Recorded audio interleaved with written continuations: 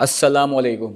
آج آپ کا ہوسٹ سعد ملک صحت شو میں ایک اور نئے ٹاپک کے ساتھ گیسٹیشنل ڈائبٹیز کے اوپر بات کریں گے. اور اس کے لیے ہمارے پاس جو ڈاکٹر صاحبہ موجود ہیں, she is very senior and very pronounced. ان کا میں انٹروڈکشن کراتا چلوں. Professor doctor Shabeen Naz Masood, she is professor of obs and gynae at Isra university Karachi. اس کے علاوہ she is also associated with Medicare hospital Karachi. Not only this, اگر میں بات کروں ان کی سوسائٹی ایسوسیشن کے ساتھ, she is member executive committee society of obs and gynae, although she is part of women wing of PSIM. السلام علیکم madam, کیسی ہیں آپ؟ Thank you madam for taking out time for us. سب سے sir madam, one of the most, ہم diabetes کی تو بہت بات کرتے ہیں, ٹائپ 1 ٹائپ 2 ڈائبٹیز. ایک اور ٹاپک ہے, آپ کو پتہ ہے, اور بہت کامن ہے پاکستان کے اندر اسپیشلی, گیسٹیشنل ڈائبٹیز. تو یہ گیسٹیشنل ڈائبٹیز کیا ہے, اس کے بارے میں تھوڑا سا آپ روشنی ڈالیں گی؟ شکریہ بہت بہت آپ کے اس مجھے موقع فراہم کرنے کا کہ اس بہت امپورٹنٹ ٹاپک پہ بات کی جائے. ڈائبٹیز کی آپ صحیح کہتے ہیں کہ بہت بات ہوتی ہے, اور اسی طریقے سے جسٹیشنل ڈائبٹیز کی بھی بات ہونی چاہیے جو کہ ہمارے کم ہوتی ہے. تو جسٹیشنل ڈائبٹیز یعنی ڈائبٹیز ڈیورنگ پریگننسی, وہ ڈائبٹیز ہے جو پریگننسی کے دوران پہلی دفعہ ہو, اور جیسے ہی پریگننسی اوور ہو یعنی ڈلیوری ہو جائے بچے کی, تو ڈائبٹیز بھی ختم ہو جائے. ٹھیک ہے. اور ایک وہ ڈائبٹیز ہوتی ہے جو پہلے سے ہوتی ہے, یعنی جو بچوں میں ڈائبٹیز ہے, یہ بچی بڑی ہو گئی تو پھر یہ پریگننٹ ہو گئی, تو یہ ٹائپ 1 ڈائبٹیز ہوتی ہے. اور ایک وہ ڈائبٹیز ہے جو ٹائپ 2 ڈائبٹیز ہوتی ہے, جو بڑوں میں ہوتی ہے. تو ایک عورت اگر وہ بچی ہے اور اب وہ بڑی ہو گئی ہے, ٹائپ 1 ہے, تو ٹائپ 1 ڈائبٹیز یا ٹائپ 2 ڈائبٹیز سے بھی پریگننٹ ہو سکتی ہے. وہ تو زندگی بھر رہے گی اس کے ساتھ جیسے ہے. مگر جو جسٹیشنل ڈائبٹیز ہے وہ یہ ہے کہ جو پریگننسی کے دوران نمودار ہو اور ڈلیوری ہونے کے بعد وہ پھر سے نارمل ہو جائے, یعنی ڈائبٹیز نہ رہے اس کو. میڈم, اگر جیسے گیسٹیشنل ڈائبٹیز ہو جاتی ہے تو اس کے کیا رسک ہیں؟ کیا مدر اور بیبی کو کوئی خطرہ ہو سکتا ہے اس سے؟ دیکھیے, جسٹیشنل ڈائبٹیز جیسے میں نے بتایا, یہ وہ ڈائبٹیز ہے جو 20 ہفتے کے اراؤنڈ میں عورتوں میں ہوتی ہے جب وہ پریگننٹ ہوتی ہیں. ٹھیک ہے. اب اس کا لوگ کہتے ہیں یہ تو بیبی ڈائبٹیز ہے, اس میں کیا رسک ہے؟ تو ایسا نہیں ہے. بیبی ڈائبٹیز تو ہے, مگر وہ بیبی ڈائبٹیز کا مطلب ہے کہ یا بیبی کے دوران ہوئی یا یہ چھوٹی ڈائبٹیز ہے. تو یہ چھوٹی ڈائبٹیز ہے, نہ یہ بیبی ڈائبٹیز ہے. یہ بات سمجھ لینی چاہیے, کیونکہ ایک دفعہ یہ ڈائبٹیز ہو جائے پریگننسی میں, تو ایک تو بچے کو رسک تو رہتا ہے. بچے کو رسک یہ رہتا ہے کہ وہ بچہ بہت زیادہ وزنی ہو سکتا ہے, یا وزن میں بہت کم ہو سکتا ہے. زیادہ تر یہ جسٹیشنل میں بچہ کا وزن بڑھ جاتا ہے بہت. جب بچے کا وزن بڑھ جائے گا تو اس میں اور دیگر مسائل ہو جاتے ہیں ڈلیوری کے ٹائم پہ. اچھا, پھر ماں کے اندر بھی کچھ پرابلمز ہو سکتی ہیں, جیسے اس کو ہائی بلڈ پریشر ہو گیا. ہائی بلڈ پریشر کی وجہ سے کچھ دورہ جھٹکے اس کو پڑنے کی خطرہ ہو جاتا ہے, یا اس کو بار بار انفیکشنز ہو گئے, ویجینل انفیکشن, یورینری ٹریکٹ, پیشاب کے انفیکشنز, یہ بھی ہو سکتے ہیں. تو یہ تو وہ باتیں ہیں جو فوری طور سے ہیں, یعنی اس پریگننسی کے اندر. مگر ایک وہ بات ہے جو نظر نہیں آتی, وہ یہ بات ہے کہ یہ بچہ, یہ ماں جو اس وقت جسٹیشنل ڈائبٹیز یا ڈائبٹیز ڈیورنگ پریگننسی ہے, اگر اس نے اپنا خیال نہیں کیا ڈلیوری کے بعد, تو یہ باقاعدہ طور سے ٹائپ 2 ڈائبٹیز میں تبدیل ہو سکتی ہے, یعنی زندگی بھر اس کو ڈائبٹیز ہو سکتی ہے. پہلے ہم کہتے تھے کہ 50% عورتیں 5 سے 10 سال میں ہو جائیں گی ڈائبٹک, یا 7% ہو جائیں گی 5 سے 6 سال میں. اب ایسا نہیں ہے. اب ہم کہتے ہیں کہ 60% سے زیادہ عورتیں اگلے 2 سالوں میں بھی ڈائبٹک ہو سکتی ہیں, اگر وہ اپنے وزن کا خیال نہ رکھیں, اور اگر 2 بچوں کے درمیان پیدا ہونے کی جو وقفہ ہے اس کو نہ خیال رکھیں. تو یعنی ایک تو یہ بات ہو گئی. اچھا, اب یہ بچے پہ آ جائیے. یہ بچہ جو ماں کے پیٹ میں ہے اس وقت, جو ماں جسٹیشنل ڈائبٹیز سے ہے, یہ بچہ جب یہ پیدا ہوگا تو اس کا رسک آف ڈائبٹیز بہت بڑھ جائے گا. پیدائش پہ نہیں, مگر یہ بھی تقریباً اب نیا رپورٹ یہ ہے کہ 7 سے 12 سال کی عمر میں اس کا ہائپر انسولینیمیا ہونا شروع ہو جاتا ہے. 7 سے 12 سال, as early as 7 to 12 years. اور یہ جب بڑا ہوگا تو یہ ڈائبٹک ہو سکتا ہے. تو اگر وہ ماں جس کو کہ ڈائبٹیز ہے ڈیورنگ پریگننسی، جس کو آپ بیبی ڈائبٹیز کہہ رہے ہیں، تو اس کے اثرات آپ دیکھیے کہ کہاں تک جا رہے ہیں، اور پھر یہاں ہی ختم نہیں ہوتا. اگر یہ بچہ جو پیدا ہوا ہے وہ نہ صرف ڈائبٹک ہوگا بلکہ یہ موٹاپے کا شکار ہو سکتا ہے، اس کو دل کا دورہ پڑ سکتا ہے، یعنی دل کے امراض ہو سکتے ہیں، اور یہ بچے میں ہائی بلڈ پریشر کے چانسز بہت بڑھ جاتے ہیں جیسے جیسے بڑا ہوتا ہے. اور پھر یہ اگر وہ بچی ہے تو اسے یہ سب چیزیں تو ہوں گی جو پیدا ہونے والی والی اولاد ہے. اگر وہ بچی ہوئی تو یہ بچی پھر یہ واپس سے اپنی جنریشن کو ٹرانسمٹ کرے گی. تو آپ نے دیکھا کہ ایک جس کو آپ نے بیبی ڈائبٹیز کا، وہ جنریشنز ٹو جنریشنز جاتی ہے. تو اس لیے ہم کہتے ہیں کہ اگر ایک عورت حمل سے ہے اور وہ ڈائبٹک ہے تو وہ اس حمل سے نہیں ہے، وہ اپنے گرینڈ چائلڈ یعنی اپنے پوتے اور پڑ پوتوں سے بھی پریگننٹ ہے.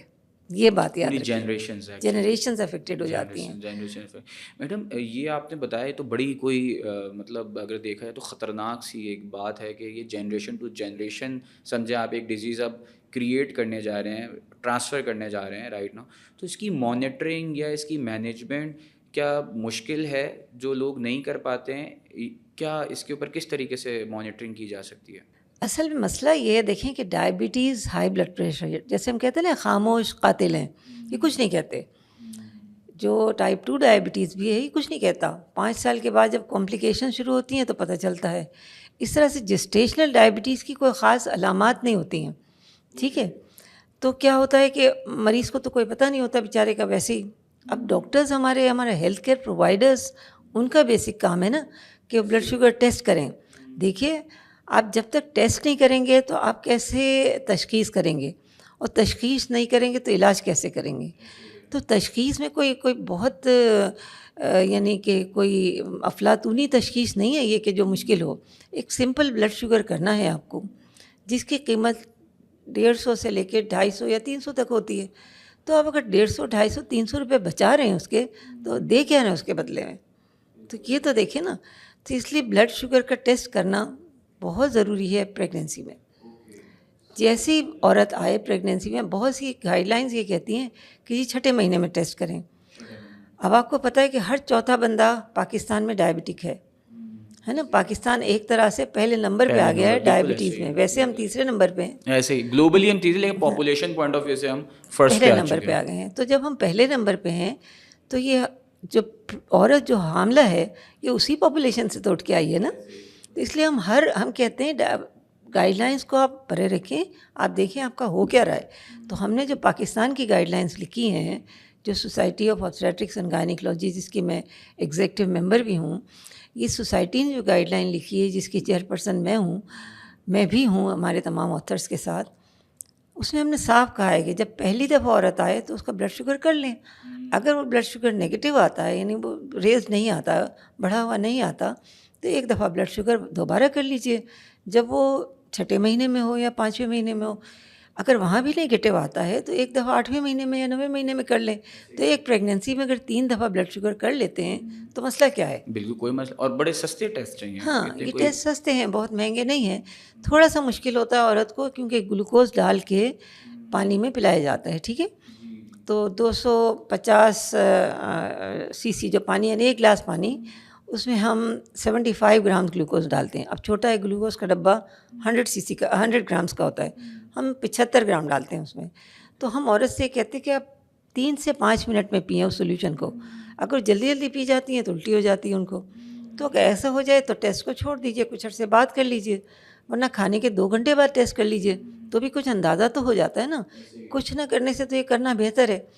تو ہم کہتے ہیں کہ 8 گھنٹے کی فاسٹنگ ہو، یعنی 8 گھنٹے عورت کچھ نہ کھائے اور اس کے بعد آ جائے ہسپتال میں. اس کی فاسٹنگ کا ٹیسٹ، ایک فاسٹنگ کا ٹیسٹ ہو جائے، ایک یہ گلوکوز پانی میں ڈال کے پلا کے اس کے 2 گھنٹے بعد ایک ٹیسٹ ہو جائے. 2 ٹیسٹ ہونے ہیں، اور اگر یہ دونوں ٹیسٹ نیگیٹو آتے ہیں تو پھر 6 مہینے پہ ہو جائے، ایک پورے دن پہ ہو جائے.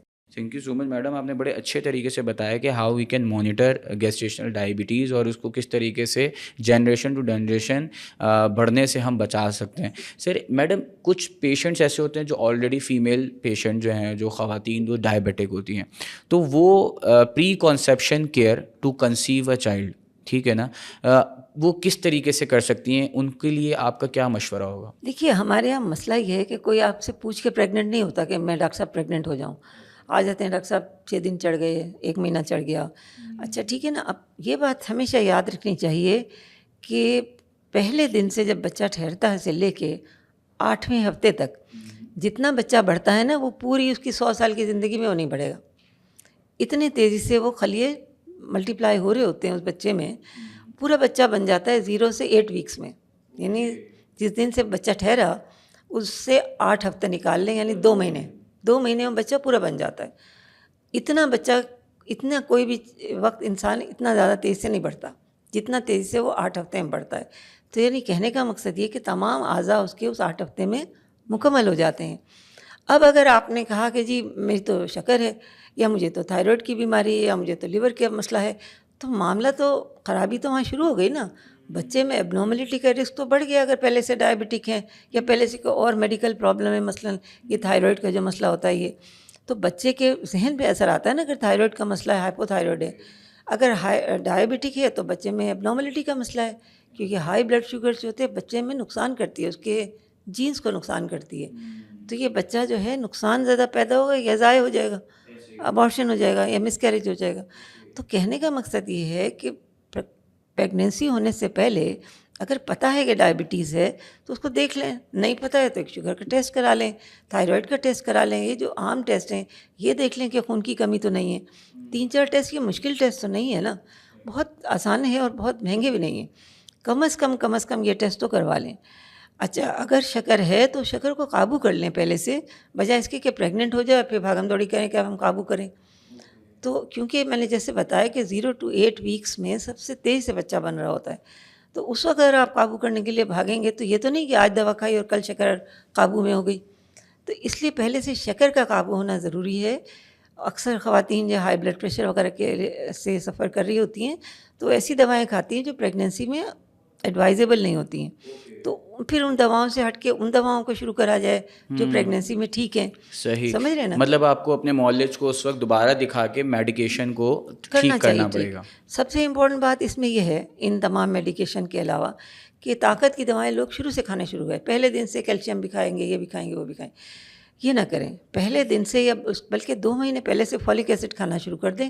1 ٹیبلٹ کھا لیں بس فولک ایسڈ کی, کافی ہے. مہنگی والی کھا لیں, سستی والی کھا لیں, سب ایک ہی ہے. فولک ایسڈ 1 ٹیبلٹ کھائیں. اگر پریگنینسی پلان کرتے ہیں تو 2 مہینے پہلے سے کھائیں, اور پریگنینسی کے 2 سے 3 مہینے کے بعد بھی کھاتے رہیں تاکہ بچے میں نقائص نہ ہو. کیونکہ فولک ایسڈ کی کمی سے بہت سارے بچے نقص زیادہ پیدا ہوتے ہیں.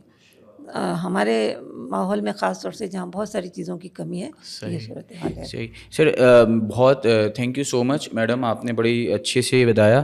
آخر میں آخری سوال میں آپ سے کروں گا کہ جو ہمارے کانٹراسیپٹیو یوز ہو رہے ہوتے ہیں فار فیملی پلاننگس, کیا اس کا کوئی انفلوئنس ہوتا ہے ڈائبٹیز کے اوپر؟ کیا طریقہ کار ہوگا جو آپ پیشنٹس کو بتانا چاہیں گی تاکہ؟ دیکھیے کانٹرسیپشن میں 8 طریقے ہیں رائج تقریباً. اس میں سے ضروری تو نہیں نا کہ وہ ٹیبلٹس ہی کھائے. ٹیبلٹس کھا سکتے ہیں, ان پلان پریگنینسی سے اچھا ہے کہ کھا لے بھائی ٹیبلٹ. ہاں یہ ہے, ٹیبلٹ کھا سکتے ہیں فیملی پلاننگ کے لیے, مگر بیسٹ طریقہ یہ ہوتا ہے کہ کوئی اور میتھڈ استعمال کریں. مثلاً کہ کوئل لگا لیں, IUCD جس کو چھلا کہتے ہیں. اگر اندرونی طور سے انفیکشنز وغیرہ نہیں ہیں تو وہ لگا لیں, تو اس سے یعنی کہ حفاظت ہو جاتی ہے پریگنینسی کی. ٹھیک ہے نا, کہ مطلب وقفہ ہو سکتا ہے اس میں. تو کوئی چیز یعنی ہر ایک کا الگ الگ ایک ریکوائرمنٹ ہوتی ہے, تو کانٹرسیپشن ضرور کریں اور 2 سال تک کریں. ایک بچے اور دوسرے بچے کے درمیان کم از کم 2 سال کا وقفہ لازمی.